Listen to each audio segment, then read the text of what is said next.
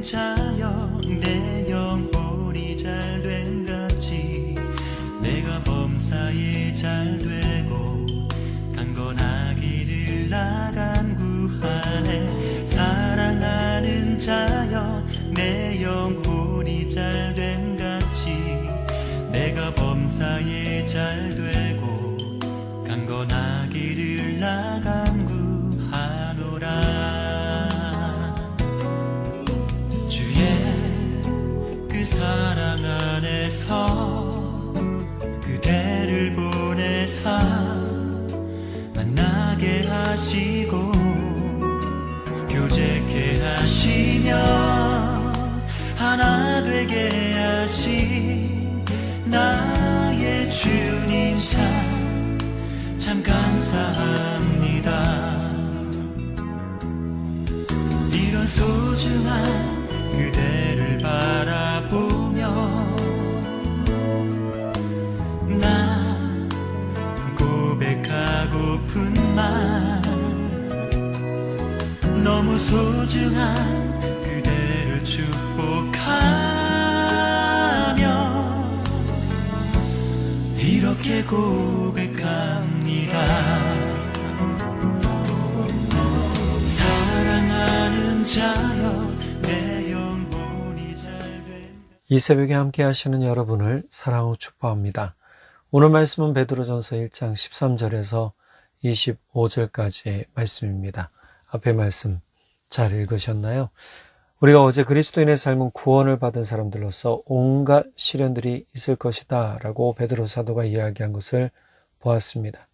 베드로 사도가 이 편지를 쓸 즈음엔 그리스도인들이 많은 고난을 당하게 될 것에 대해서 이제 이야기하고 또 심지어 많은 고난을 당하는 그리스도인들을 격려하기 위해 이 편지를 썼다라고 말씀을 드렸잖아요. 그래서 이 편지를 쓰면서 그렇기 때문에 인간의 힘으로 사람의 힘으로 견디라고 하지 않고요.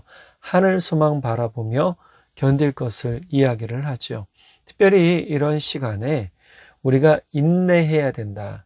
즉 믿음의 인내를 가지는 시간들이라고 여기고 그 인내를 통해서 참 믿음으로 자라나가는 그러한 모습이 있어야 될 것을 이야기하고 그 시간들을 견뎌내면 정금과 같이 나오는 참 믿음의 사람들이 될 것을 베드로 사도는 이야기하고 있었습니다. 자, 이 모든 것이 다 무엇을 위한 이야기일까요? 네, 하나님 나라를 유업, 즉 유산으로 물려받을 것에 대한 이야기를 하면서 시작이 되었죠. 하나님 나라를 유산으로 물려받는다는 거 이거 얼마나 귀한 일인가요? 3절 하반절과 4절을 한번 볼게요. 세번역입니다. 그는 죽은 사람들 가운데서 예수 그리스도가 부활하심으로 말미암아 우리로 하여금 산소망을 갖게 해주셨으며 썩지 않고 더러워지지 않고 낡아 없어지지 않는 유산을 물려받게 하셨습니다. 이 유산은 여러분을 위하여 하늘에 간직되어 있습니다. 자, 이 말씀 산소망이라고 이야기를 하죠. 산소망이라는 건 살아있는 소망을 이야기합니다. 즉 역동적으로 움직이는 그러한 소망을 이야기하죠. 즉 우리가 가진 소망은 죽은 소망이 아니에요. 살아 움직이는 역동적인 소망인데 무엇을 위한 역동적인 소망이냐? 하나님 나라를 물려받기 위한 역동적인 소망을 이야기하고 있는 겁니다. 자, 그리고 이 소망은 썩지 않고 더러워지지 않고 낡아 없어지지 않는다라고 얘기를 했어요. 썩지 않고 더러워지지 않고 낡아 없어지지 않는 유산이라는 것은 영원한 유산이요, 아주 정결한 유산이요, 너무나 귀한 유산인 것을 이야기하고 있는 거죠. 자, 그리고 이 유산은 믿는 이들에게 약속된, 또 믿는 이들을 위하여 하늘에 간직되어 있는 그러한 유산이다라고 베드로 사도는 이야기하고 있습니다. 즉 그리스도인이 가져야 할 소망이 썩어질 땅의 소망이 아니라 살아있고 역동적인 소망, 하나님 나라를 유업으로 유산으로 물려받을 소망이 있는 그러한 생명의 삶인 것을 베드로 사도가 강조하고 있는 것이죠. 그렇게 권면을 하면서 이후로 13절 보도록 하겠습니다. 베드로 사도는 13절에 이렇게 얘기합니다. 메시지 성경입니다. 그러니 마음을 단단히 먹고 정신을 바짝 차려서 예수께서 오실 때에 여러분의 선물, 은혜를 받을 수 있도록 철저히 준비하십시오. 여기서 여러분의 선물이란 또 하나님의 나라겠지요. 자, 예수님께서 오실 때 여러분의 선물 하나님 나라, 이 귀한 은혜지요. 이것을 받을 수 있도록 준비를 해야 되는데, 그러려면 먼저 마음 자세가 필요한데 어떻게 하라고 그럽니까? 마음을 단단히 먹고 정신을 바짝 차려서, 개역개정이나 개역한글에 보면 허리를 바짝 동이고 라는 표현이 나와요. 여러분들이 여행을 하든지 뭘 하든지 배낭을 바짝 조이죠. 허리띠도 바짝 조입니다. 그래야 어딜 가든지 열심히 잘 갈 수 있으니까요. 이것은 또 애굽을 탈출하기 전에 이스라엘 백성들에게 마지막 재앙이 일어나기 전 이제 음식을 먹을 때 준비한 자세이기도 합니다. 너희는 허리를 바짝 동이고 음식을 구워서 먹고, 그 다음에 누룩을 넣지 않은 빵을 먹고, 그것도 서서 급하게 먹으라고 얘기를 해요. 자, 이렇게 하면서 이스라엘 백성들이 바짝 정신을 차리고 깨어 있도록 만들어 주죠. 지금 베드로 사도의 이야기도 마찬가지입니다. 그리스도인의 삶은 다시 오실 예수님을 기다리는 삶임을 계속 강조한 것을 생각해 본다면, 마음을 단단히 먹고 정신을 바짝 차려서는요, 지금 우리에게 중요한 권면이라고 할 수 있어요. 이 세상에 누릴 게 얼마나 많습니까? 유흥부터 시작해서 여러 가지가 많죠. 자, 그런데 이러한 것들 중에서 어떻게 합니까? 자, 이러한 것들이 우리를 좀 해이하게 만들 때가 있어요. 믿음의 자세나 믿는 마음에서 해이해지게 만드는 거예요. 이거 좀 누리면 어때? 저거 좀 누리면 어때? 한다는 거죠. 근데 베드로 사도는 지금 얘기합니다. 누릴 게 참 이 당시에도 누릴 게 참 많았단 말이에요. 그런데 베드로 사도는 마음을 단단히 먹고 정신을 바짝 차려서 그리스도인들이 깨어 있기를 바랬어요. 우리가 예수님이 다시 오시는 것을 믿는다면 우리는 영적으로 그리고 우리의 삶으로도 잠자는 심령이 되어서는 안 돼요. 베드로 사도의 권면을 보면 예수님께서 겟세마네 동산에서 기도하실 때 모닥불에서 졸고 있던 자신에게 오셔서 하신 말씀을 풀어서 해준 것 같아요. 자, 예수님께서 베드로에게 하신 말씀 뭔가 좀 볼까요? 마태복음 26장 40절, 마가복음 14장 37절 동일한 말씀으로 나와 있습니다. 세 번역본입니다. 그런 다음에 돌아와서 보시니 제자들은 자고 있었다. 그래서 베드로에게 말씀하셨다. 시몬아, 자고 있느냐? 한 시간도 깨어 있을 수 없느냐? 자, 졸고 있는데 예수님은 육신적으로 졸고 있는 것 뿐만이 아니라 그들의 심령이 졸고 있다. 나태해진 것에 대해서 지금 뭐 하고 있는 거죠? 깨워주시는 거죠. 그런데 왜 꼭 베드로를 이야기하셨을까요? 이건 단지 제 생각이지만 예수님께서 베드로에게 너의 이름 위에 교회를 세우겠다라고 약속하신 것 때문일 수도 있고, 베드로가 예수님을 부인할 것을 아셨기 때문에 베드로를 경계케 하기 위해서 그렇게 말씀하신 것일 수도 있겠죠. 중요한 것은 자신의 경험이 아마 이 13절에 녹아있지 않을까. 마음을 단단히 하고, 그 다음에 어떻게 해요? 정신을 바짝 차려서. 이 마음은 결국은 베드로 자신의 경험에서 나온 것일 수밖에 없는 거죠. 이 경험을 통해서 그리스도인은 다시 오실 주님, 재림의 주님을 기다리는 사람이면 깨어있는 심령이 될 것을 말한 것입니다. 우리가 주님을 지금 시련의 시간, 괴로움의 시간, 어려움의 시간을 겪는 그리스도인들에게, 이방인 그리스도인들에게 이 편지를 쓰면서 베드로 사도가 이야기하는 핵심은 이거죠. 여러분, 심령이 잠자지 마십시오. 깨어 있으십시오. 라고 얘기해 주는 거예요. 마태복음 24장 42절에 예수님께서 마지막 날, 주님이 다시 오시는 날의 일들을 다 이야기해 주시면서 도둑처럼 오실 것에 대해서 이야기하세요. 그 도둑이 언제 올지 어떻게 알아요? 아무도 모르잖아요. 42절에 그 이후에 그러므로 깨어있어라. 너희는 너희 주님께서 어느 날에 오실지를 알지 못하기 때문이다. 이렇게 예수님 말씀하세요. 우리 삶에서 그래서 깨어있는 게 필요한 거예요. 심령이 깨어있어야 돼요. 세상 유흥과 쾌락과 즐거움을 즐기느라 신앙이 나태해지지 않도록 조심해야 되는 거예요. 제가 문화를 즐기지 말라는 게 아니에요. 문화를 즐겨도 어느 정도 선이 있어야 되는 거죠. 아주 거기에 빠져버리면 우리가 주님을 떠날 수 있는 위험성이 생기게 되는 겁니다. 여러분, 이 일을 멈추시고 다시 오실 주님 기다리는 심령으로 깨어 있으시기 바랍니다. 자, 두 번째로 베드로가 한 권면은 바로 거룩한 생활입니다. 14절에서 16절 메시지 성경입니다. 순종하는 자녀가 되었으니 여러분은 하나님의 생명으로 빚어진 생활 방식을 따라 거룩함으로 빛나는 힘찬 삶을 살아가십시오. 하나님께서 내가 거룩하니 너희도 거룩하여라 하고 말씀하셨습니다. 메시지 성경의 번역본이 참 재밌는데요. 하나님의 생명으로 빚어진 생활 방식을 따라 거룩함으로 빛나는 힘찬 삶이라고 얘기를 해요. 하나님이 빚어주셨어요. 빚어주셨다는 건 새롭게 태어나게 해주셨다는 거예요. 이게 본문에 나오는 말씀입니다. 이후에 새롭게 태어나게 해주셨어요. 새롭게 만들어주셨어요. 새 삶이 되게 해주셨어요. 그리고 그 새 삶은 거룩한 삶이고 빛나는 삶이기 때문에 이 삶을 가지고 어떻게 해요? 세상 가운데 힘차게 살아가야 된다는 거죠. 자, 이렇게 힘든 시간 겪는 사람에게 이 말이 위로가 될까요? 지금 베드로의 말은요, 사실 위로가 됩니다. 아, 그렇구나.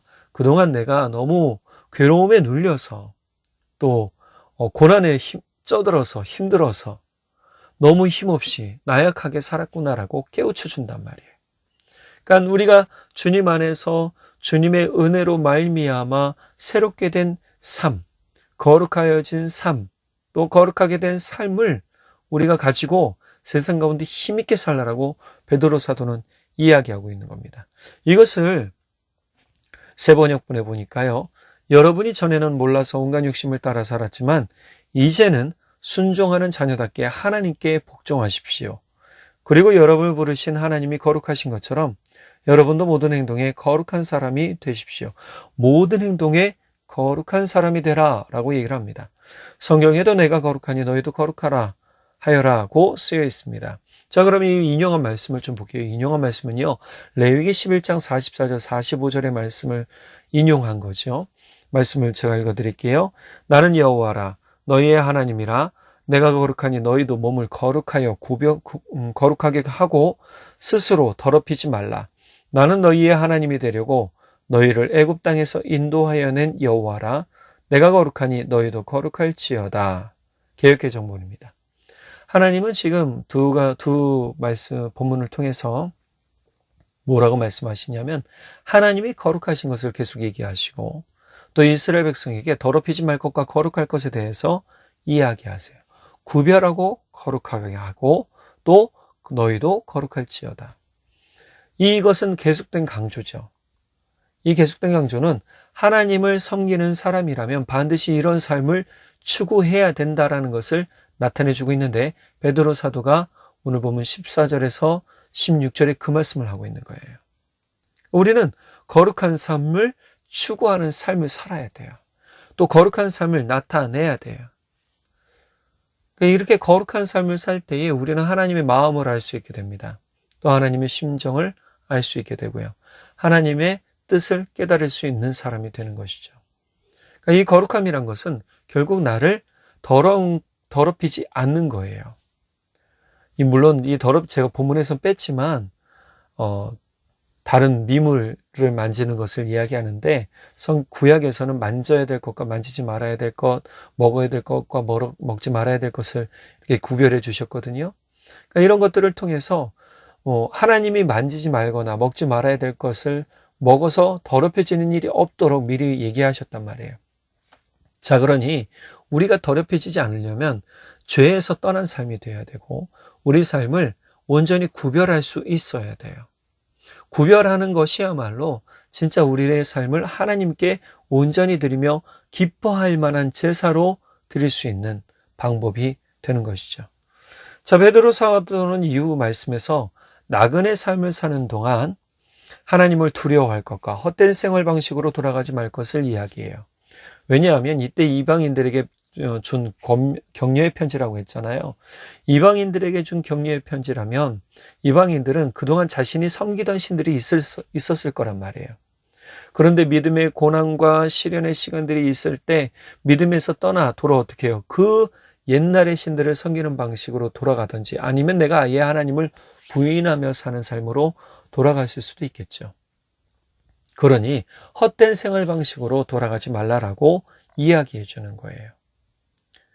하나님의 거룩함과 상반되는 것은 또 다른 것이 무엇이죠?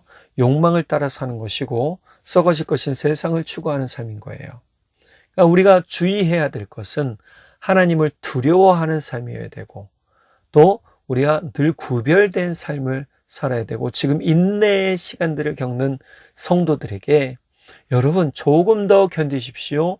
주님의 나라가 여러분의 것입니다. 라고 격려해 주고 있는 것인데 여기서 또 다른 상반되는 즉 가장 주의해야 될 것은 욕망을 따라 살지 않도록 하는 것과 그리고 썩어진 세상을 추구하지 않는 거예요.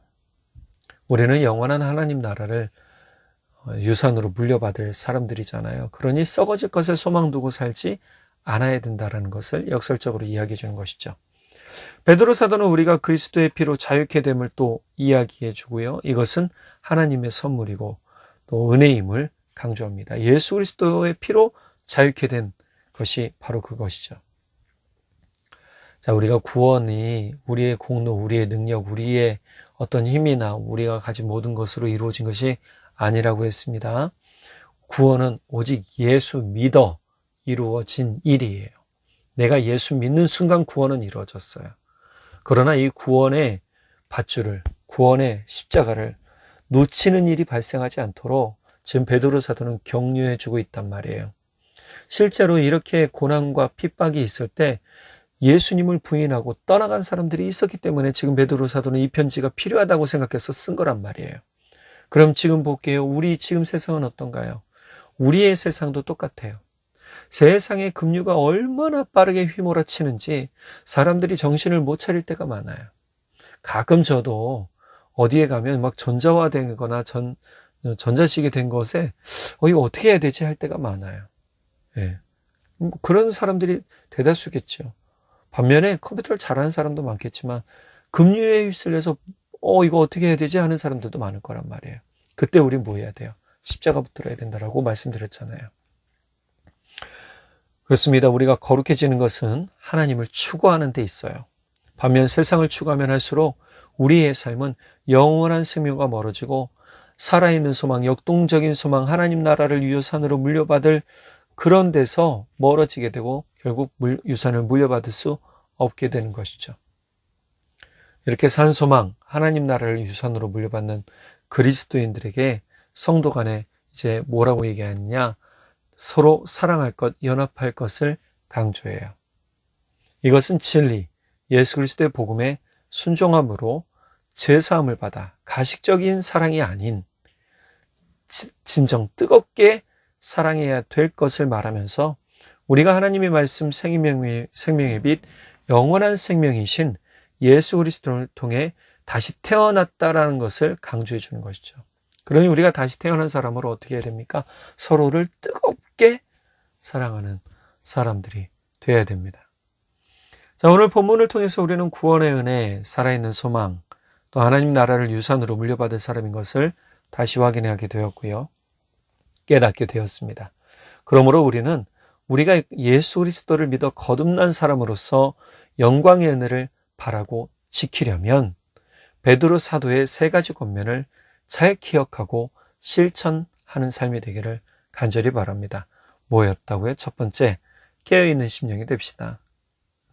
심령이 깨어있으면 주님 오실 날을 준비할 수 있습니다.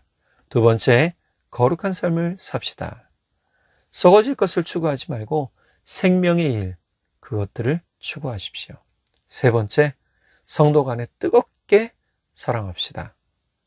성도 간에 그리스도의 사랑으로 뜨겁게 사랑할 때 참 영적 회복이 일어나는 기적을 경험하게 됩니다. 그러니 우리는 서로를 뜨겁게 사랑하는 은혜의 일들 많이 행하시기를 간절히 바랍니다. 기도하겠습니다. 사랑의 주님 참 감사합니다.